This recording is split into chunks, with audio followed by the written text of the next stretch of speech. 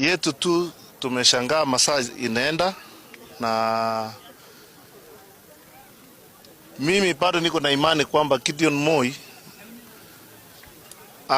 atakuja kupeana makaratasi zake, na kama hatakuja, nafikiri kama sisi kama wafuasi itabidi tumepeana makaratasi zake. Kama sheria inakubali tutapeana makaratasi zake, kwa sababu hatuwezi wacha Gideon Moi ni kingpin wetu wa Baringo. Na sisi kama watu wa Baringo tunaangalia mbele. Tunaona ya kwamba baada ya 2020 anaongea mbaya na Sudi, wanafikiri wanatupanga. Atupangwe.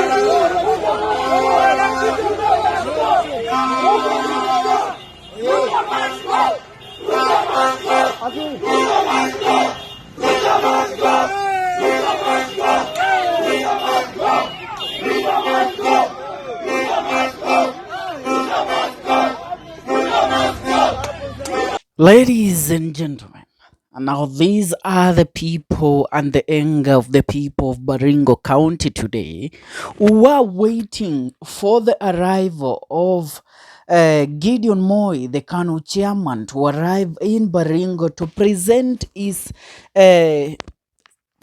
certificates to the IEBC for the nomination in the upcoming Baringo by-election for the senatorial seat. But according to what has surprised a lot of people, the dynasties always have a way of coming together to determine or defend what they believe is theirs. Now, Gideon Moi yesterday met with President William Ruto in State House.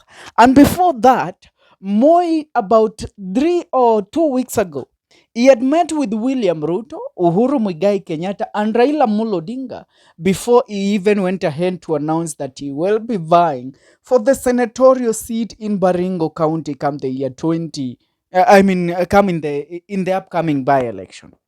Now, news coming to us. Gideon Moi bowed out of the Baringo senatorial by-election as his supporters are currently protesting. KANU Secretary General George Wainaina has confirmed that the party will not field a candidate, a move which follows the Wednesday meeting with President William Ruto. Gideon Moi supporters have kicked off the great trek. They have now gone ahead to sing songs and chant that no Moi, no Gideon Moi, no election. The Baringo residents were today waiting for Gideon Moi to land at Baringo airstrip to present his credentials to the IEBC. But the man cracked a deal with William Ruto. Instead of going back to present his certificate to the IEBC, Gideon Moi is somewhere currently sipping wine. I hear Gideon Moi has a plan with William Ruto.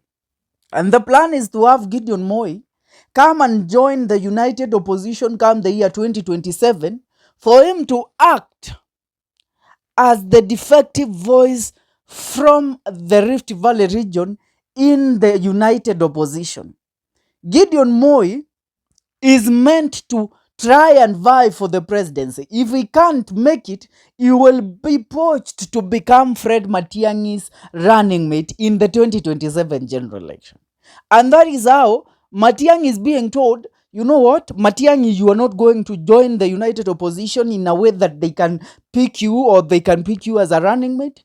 What we want from you is the presidency. Now, if there is no presidency in the table, we are going to make sure that you are going to run for the presidency as a lone wolf, and Gideon Moi will be your running mate. Ladies and gentlemen, the cons of the politics of the Republic of Kenya, sit down and relax. Think about it.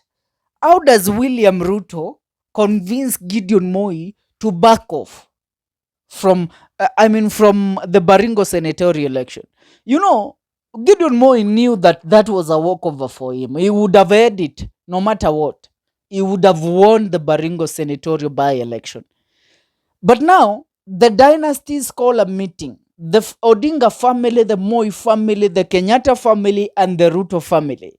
They converge at a table and decide what's best for the country is for them to unite and not to table a candidate, and to have Gideon Moi, who is the only person that has the credentials and is able to run in the dynasties to destroy the chances of the united opposition winning the 2027 general election, to be to stay outside the ballot papers for now, but Gideon Moi will be coming back in the year 2026.